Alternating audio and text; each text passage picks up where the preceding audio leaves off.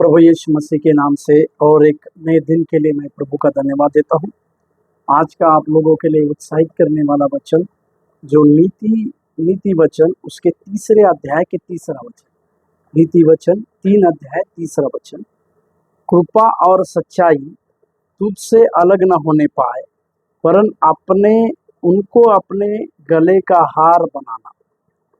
यहाँ पर सबसे बड़ा बुद्धिमान राजा सुलेमान जवानों को यानी युवकों को कुछ सलाह देने के विषय में कुछ वचनों को लिखता है। आज वो कहता है कि अपने गले का हार किस चीज को बनाना चाहिए।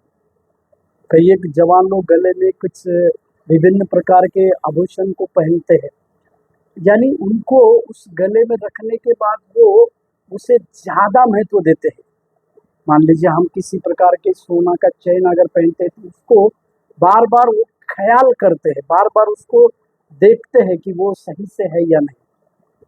पर राजा सुलेमान इससे और भी बड़ी बात कहता है। जैसे आप एक आभूषण को पहनने के बाद उसको गले में बार बार वो सही रीति से है या नहीं देखा जाता है, या जब हम भीड़ भाड़ की जगह में जाते हैं तो हम ये सोचते हैं कि ये कोई चुरा ना ले, इस प्रकार की हमारी सोच होती है। परंतु राजा सुलेमान इसके विपरीत बातों को कहते हैं कि किस चीज को तुम गले का हार बनाना है, या किस चीज को तुम्हारे जीवन में आभूषण से भी, सोने चांदी के आभूषण से भी ज्यादा महत्व देना है।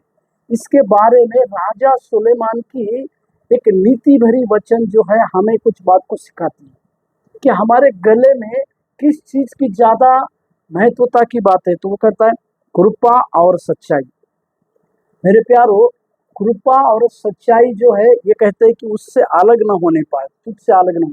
मतलब हमारे जीवन में हमें जितनी ज्यादा आवश्यकता है, जितने ज्यादा मात्रा में हमें और लोगों के लिए कृपा की बातें करनी चाहिए, मतलब दया की बातें करनी चाहिए। हमारे जीवन में ऐसे लोगों के जीवन में हम दया को दिखाए, गरीबों को दया दिखाने के लिए अपने हाथों को कभी पीछे ना हटने पाए। दूसरी बात वो कहता है कि सच्चाई।